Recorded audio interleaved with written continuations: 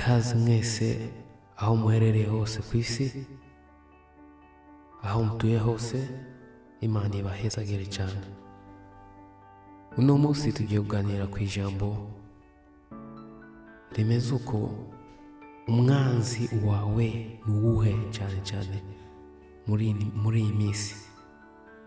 Abantu ko baragwana tugapfa ubusa, kandi tukagwanira ibintu bidafite akamaro. Uno munsi tugiye kuraba umwanzi nyawe wa mbere ni umwanya, ni isaha. Kuko reba ibintu wakoze imyaka 5 ishize, n'ubu imyaka ingahe turimwo. Iyi ni imyaka 5 niza, uzoba ufite iki? Uzoba uri hehe? Uzoba murakora mwibiki muri imyaka 5 mwiraza? Rero icyambere tugiye kugwanya ni umwanya. Rero bivana umwanya wawe ukoresha gute.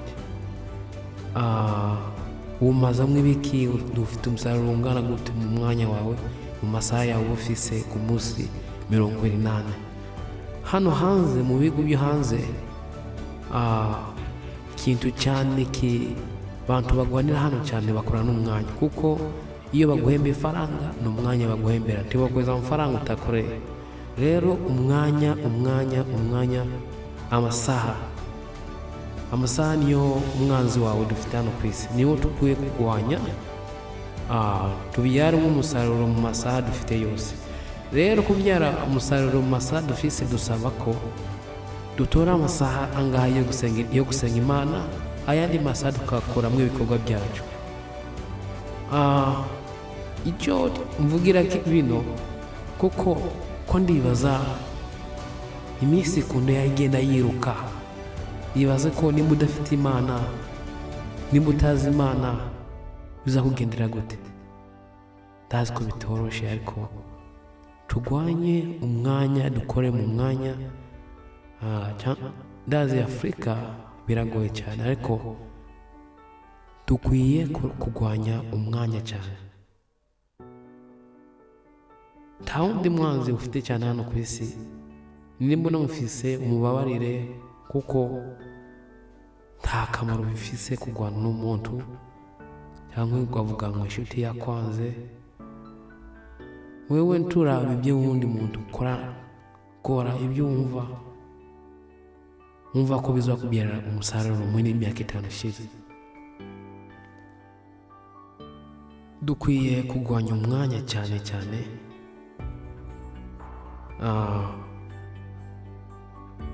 kandi tuwusarura icyo tahinze. Rero mu imyaka ufise, kuko ntawe uzi igihe uzotahira, ntawe uzi igihe wawugenda, ntuzi. Rero mu mwanya ufise, muri ayo masaha ufise, yakoreshe neza. Hari abantu bifuza umwanya bakawubura, umvaho akazi ko bashyize imbere cyane. Ariko nshuti, abakozi mudukurikiye, icyo twosangiza na twese, dukoresha umwanya neza, ntitutakaze umwanya hano ku isi. Kuko iyo urabye n'amandiko, byose bavuze ku byerekeye umwanya. Rero dukoresha umwanya neza. Amasaha, iminsi, umwaka niwe mwanzi wawe wa mbere dufite hano ku isi cyane. Kuko hari abantu nyine, nimba utabizi, ariko uko munsi ubyumvishe iyi video uze kuyisangiza n'uwundi, niyo wumva yigushimishije uyisangiza n'uwundi, biyoba ari inyungu yiwe. Kuko iyo utakaje umwanya, utakaje umunsi wose, byose biba bigiye. N'ikindi rero, ube umuntu wime amatwi yawe kumviza buri kintu kiba kije mu matwi yawe. Kuko hari bimwe bitogufasha mu buzima, hari bimwe twumviriza, bimwe bidafite n'akamaro mu buzima, nta n'ikindi bitwongera mu buzima. Rero rekana n'abantu bakwega ngo inshuti tugende gutembera, uwo ni wo mwanzi wawe kandi wundi by'ukuri. Iyo umuntu akubwiye ngo dusohoke tugende gutya, uwo ni umwanzi wawe. Rekana nawe wewe imbuto umunsi utazi ibyo ukora. Yibaze rero mu myaka 5 ishize, imyaka 10 ishize, nari hehe, ubundi hehe? Kuko tuze kwicuza mu bihe bizaza, tuze kwicuza. Uzora abandi bafise imodoka, bafise imitungo, bafise barakize, bamwe barakomeje mu by'Imana. Ejo gatangira kwicuza, kubiki natakaje umwanya wanje. Benshi ndazi ko bicujije, baribaje niki nakoze, kubeki ntamenye Imana mu minsi imyaka 5 ishize, kubeki ntamenye Imana.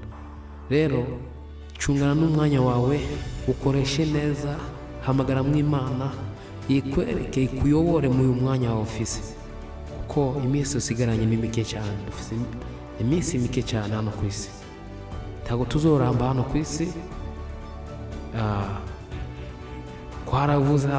Twaraje hano ku isi kandi tuzagenda. Rero uwo mwanya wawe ukoreshe neza, kuko ejo ndazi ko uzokwicuza, uzovuga iyo mbimenya uno mwanya nari kuzakoresha gutya. Rero nshuti yaje, ndizera ko ino video izogufasha. Niyo mva igushimishije, uhereza n'uyundi, kugira ngo twige cyane, tumenye byinshi ibyerekeye mu buzima turimwo. byinshi cyane mfise, byinshi cyane tuza gusangiza twese. Turabe aho twatugana, aho twatugenda n'uyu mwanya dufise. Dusenga Imana, dukorera Imana, buri munsi tuze turasenga Imana, kugira ngo tuze kwicuza mu bihe bizaza. Wanyumvishe wese, Imana imufashe cyane, ugire n'umunsi mwiza. Amen.